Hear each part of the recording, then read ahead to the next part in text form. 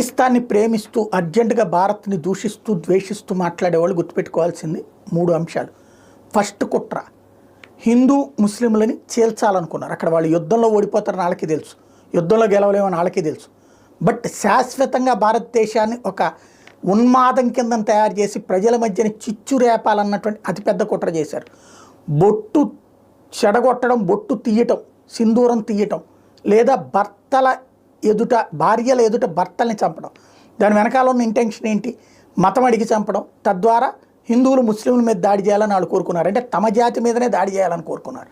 అంటే తమ జాతికి మీదకి దాడులు జరిగితే అప్పుడు తమ జాతి రెచ్చిపోయి ఉన్మాదంగా తయారవుతుంది అన్నటువంటి ఉద్దేశం. ఇది నెంబర్ 1 కుట్ర.